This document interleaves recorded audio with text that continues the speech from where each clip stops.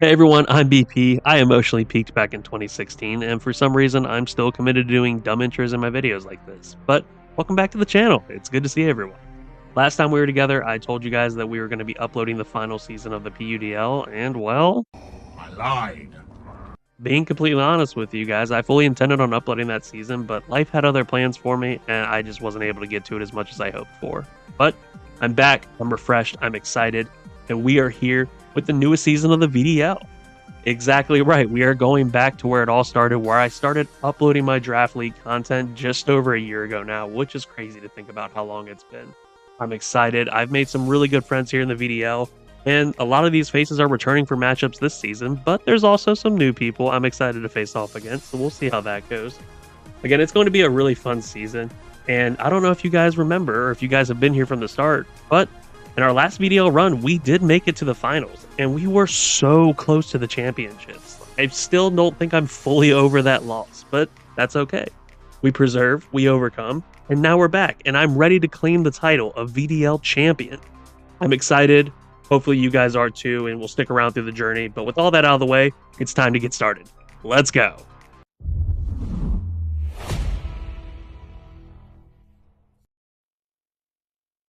Before getting into my picks, just want to quickly go over the rules to follow along for the season. Now, I know if you're on this channel, you're probably already used to the draft format, and none of this is new to you, but in the off chance that someone is new and wants to follow along, this is for you. Teams will take turns in a snake format draft style, basically just meaning that the last person to pick of round 1 will be the first person to pick in round 2, and you'll go back and forth, and it just gives everyone a fair chance to get equal level mons on the board. Now, Pokemon that are better, higher value will obviously cost more points, and Pokemon that aren't necessarily as good will cost lower, and you have a set budget that you have to stick to, so you can't just get all of the best mons and take them away from everyone else. So you have to be a bit strategic there. Each week you're going to face off against a new coach and build the best possible team with the Pokemon that you drafted to face off against them. So a little bit of counter teaming, it's just fun mind games, and you get to see some creative stuff. Teams have pre-selected Terra Captains, and those are the only Pokemon on that team that are allowed to terrestrialize. Top 8 teams at the end of the season will move on to playoffs, and they'll face off in single elimination until the final champion is crowned. Now on to the VDL specific rules for the season. You have a 70-point budget to draft 10 Pokemon. You can have no more, no less. It has to be 10. This proved to be a little bit hard towards the end of the draft, but not impossible, with the top Mon value being at 12 points. You must have 2 Terra Captains on your team, and they can only be from point values 6 and below, and you have a total budget of 7. So you have to have 2 captains, but they do not have to equal 7 points total. This definitely made it very hard at times, just because spreading out the point values became a bit difficult with some of the picks, which we'll go over here in a moment. Terra Captains are Open Terra with Team Preview. Now in Wi-Fi, that just means before the match starts, the opponent will tell me what theirs is, and I will tell them what mine is. Lastly, only one team member can hold an Eviolite per game. So you can draft mons, multiple mons, that are going to be able to hold Eviolite, but during a game, you can only have one. And there's no other rule besides. It just makes it more interesting. So exciting to see what that's going to bring for some of the teams. But anyway, let's go ahead and look at what we drafted. All right, with all that out of the way, let's go ahead and take a look at what we picked up this season. Now, we were the 2nd overall pick in the draft, a very strong position to be in, and I was able to get just about everything I wanted. There are some snipes that happened throughout the draft, which made me pivot a few times, but overall, I think we landed on a really strong team. My first overall pick was Talonflame. Very fast, decently strong, but a lot of utility that comes with that. On a board that really didn't have that many options when it came to speed or type diversities, I think Talonflame was honestly one of the best mons we could pick up. Now, with the items, you're typically going to be running heavy-duty boots on here because you want to avoid those rock weaknesses, but there might be some opportunities where you can run some choice items, some damage-boosting ones. This thing is pretty versatile. The attack stats are not that great, but when you don't have to invest that heavy into speed to be able to outspeed most mons, you can put a lot more into HP, defenses, attacks. This thing can actually pull off a few surprises, so I'm excited for that. Ability-wise, we have Gale Wing, so priority on our flying moves as long as we're at full health. So priority Defogs, Brave Birds in the worst-case scenario, maybe some Hurricanes. We never know what's going to come up this season.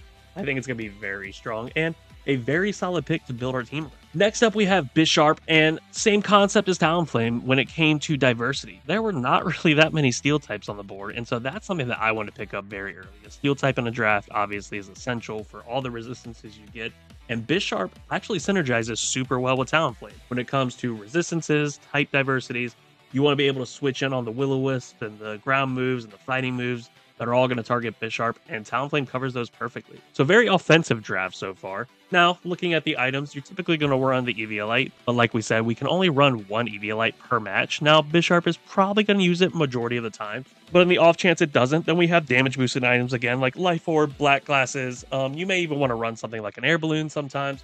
The base stats of this mon are actually so good, especially when you tack on Eviolite to boost those defenses. HP is not that great, but boosting up defense and special defense to support that base 125 attack to come off of things like Sucker Punch. It lost knockoff, unfortunately, but you still have a few other dark type stab moves. Iron Heads, you boost it up with Swords Dance. This thing can also be a stealth rocker. It's actually really good. So valued at 12 points again, which we're spending pretty high early on in the draft, so we're going to have to bounce that out with our next few picks, but overall, really happy with this pick. Now, this is one that I'm actually super excited for. In our third round, we picked up Virizion. Now, I've never used it, and the stat spread is a little bit weird, but hear me out because I think this is going to be a sleeper pick this season. Not only is it just a good speed tier to have on the board, the type coverage is really strong too with our first two picks, but the ability is what really drew me to this one. So Talonflame and Bisharp, to a sense, really bait out knockoff. Justified actually will boost our attack on switch-ins to knockoff, and that just makes us even more threatening as a potential late-game cleaner or just a wall breaker early on. With items, we're going to run things like Lumberries for our SD sets, Life Orbs, Heavy-Duty Boots to avoid any kind of hazard damage. Now, what I really like about this thing is that it can be mixed. It can be a physical set, like we said. It can also be a special set. It does get Calm Mind, Giga Drains, Focus Blast, I believe, as well. So this thing's going to be really versatile. I think it's going to be a sleeper pick, and I wasn't the only one in the draft that thought so. So I'm really excited about this one. All right, next up, we're coming in with Kingdra. Now, I'm excited for this. I think overall it's going to be a really great mod. Now, you see Kingdra on a lot of rain teams with its ability Swift Swim to just to double that speed. It becomes a huge threat. In this league, Drizzle, weather abilities in general, they were all banned. So we couldn't draft any kind of rain setter with that one. But it's still going to be very good. You can run it with its choice items. You can also run Life Orb. And I know you see that last item that is a Scope Lens. We can power up our sniper ability with Scope Lens plus Focus Energy to become a critting machine. Who wants to switch into a crit Draco? I know no one on the board that does. But again, base stat wise, pretty even across the board. Base 95s in both attack and special attack. Like I said, same with Virizion, can really make you a mixed threat. You can be special, you can be Dragon Dance physical, and I think that's going to be very hard to be able to prep for overall. Now, again, with the ability Swift Swim, we don't have a Drizzle setter, but I have a plan for that. Don't worry. We already talked about Sniper, and we're never going to run Damp. We're just never going to use it. I can't think of a single situation where I want to predict an explosion, but who knows? Draft's always something. All right, here is my boy, the team captain, the unofficial team captain of the rookies this season, Grafai. I hope that's how you pronounce it, because I've heard it like 3 different ways on how do you pronounce this mon, and no one ever seems to agree. But I love this thing. I think it's so cool. So the biggest appeal to this is going to be with its abilities. Unburden, Poison Touch, Prankster. These are all great abilities that all have uses. Now, Poison Touch is going to be something that I can use on a lot of my choice sets. So if I want to just run U-turns, knockoffs, just have added chance of poison, I think is going to be very annoying to play against. Prankster. I told you I had a plan for the rain. This thing gets rain setup, gets rain dance, also gets sunny day, but we don't really have much of a use for that. But who knows? It might come into play. But having Prankster Rain is going to be so strong for Kingdra, and that was really why I went to this. Now, it's also our grounded poison type, which is a must-have in any of our drafts, like you guys know. Looking at the stat spread, I mean, it can't be passable for its attack, and it's got great speed. So far, we've been really strong on the speed stats in our draft, but overall, you know, I think it's going to be a lot of support. There might be some situations where we run some kind of offensive set and to catch someone off guard. With the items, it's going to be pretty standard. We're going to be running things like heavy-duty boots, Black Sludge if we want to try to get a little bit of passive recovery, and then that Damp Rock over there just to support Kingdra a bit better. There's, again, with this mon, you are so versatile. These are just a few ideas that I have, but I guarantee you throughout the season, we're going to come up with some really fun strats for this. Next up in the draft was Frostlass. And so this wasn't on my original draft plan. Like I said, I got sniped in a few different areas. Towards the end, we'll go over here in a bit. But this wasn't something I originally thought about, but the more I look at this, the more I actually really liked it. So As a Terra captain, Terra Ice, and then being able to go into something like even Terra Electric to get bolt beam coverage is so strong. And again, the speed tier is what really is drawing me to this. Its attacks are nothing great, and its HP and defenses are not great as well, but that's okay. We're going to run things like Focus Sash, Heavy Duty Boots, and again, choice items. But I think we drafted a team that is super versatile. I don't think that any of these mods really have one set that they can run. I think they can run a lot of mixed utility, which is going to be super strong. Frostlass is no different. So we can run more offensive. We can run support with Spikes. We can run Will-O-Wisp, T-Wave. We can run Destiny Bond, which is something that this thing usually packs, so people will probably expect that. But I think overall this is such a strong draft pick, and I think a Terra Captain that's going to be pretty feared across the season. Now, the one downside to this, downside depending on how you look at it, it was 6 points. And like you guys saw in the rules, we only have 7 points total to draft 2 Terra Captains. It has to be 2. I hated it. It made me redraft so many times on my board trying to figure out what to work with. And we do have a 1-point Terra Captain that I'm kind of excited for, but that was really the only downside I could see to Frostlass. All right, so this was actually one of the major snipes of the draft for me. So this wasn't originally supposed to be Golem in this pick. It was actually going to be Rhydon, and I thought Rhydon was going to be so cool. Now, in a low-tier draft, especially, like I said, when there's not a lot of steals or just type diversity in general, I think what's really important is a flying resist. I think flying stab is so strong, and I really try to draft a team that had that in mind. Rhydon was there. Like I said, it got picked, but I'm not mad at Golem. The stats are pretty comparable to Rhydon. It was a few points cheaper, which helped in some of our draft picks as well. And it wasn't a mon I have to run Eviolite on, which kind of freed up and made it flexible with Bisharp as well. With the free up and the item, I think that's where this thing's going to be the most versatile. It has a built-in sturdy, so running something like a weakness policy, Custap, heavy-duty boots to always have a check and be able to switch in if something ain't set up. I think this is actually going to be a really good mon to work around.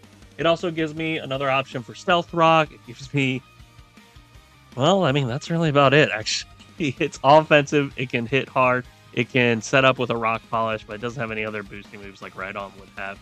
But Edgequake coverage is really strong, and I think it's going to be pretty good. So with the abilities, we have Rockhead. I can't find a single move that's going to work for that. Double Edge, maybe? Do you want to switch into Choice Banded Double Edge as the Rockhead? I don't think so. But like I said, Sturdy's going to be the one we probably use the most of because Sandvale, not that we have a Sand Setter on the team, but it is illegal in this draft. So again, never going to use that. Wigglytuff as our fairy type.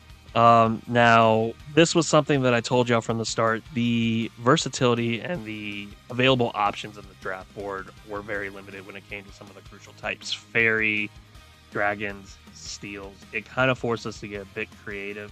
Now, there were some other fairies on the board that went pretty early that I was looking at. Wigglytuff, I liked it for a couple reasons. I liked having a secondary ghost immune, not having to fully rely on Grafai to come in. I liked having the fairy type with all this utility, but what I really think I liked the most about this was the ability to Wish Pass and have a slower baton pass and do some of our faster threats, things like Talonflame, Virizion, Frostlass, things that we don't want to have to take a hit to be able to come in on. Now, the defenses on this thing are terrible. And I ran some calcs. We're not going to be living a whole lot, but maybe we get off a good wish. Maybe we get off some utility. Again, it's a nice rocker. Also gets T-Wave, knockoff, gets a few things. This will not be offensive. And if you see me bring an offensive Wigglytuff anytime this season, just know I am trying to clickbait the fire out of a video because that is the only reason I could think of to bring it. Items-wise, we're going to run things like leftovers, heavy-duty boots. We have light clay because it does get screens, which is nice. I have a couple mods that get screens as well. And its abilities, cute charm.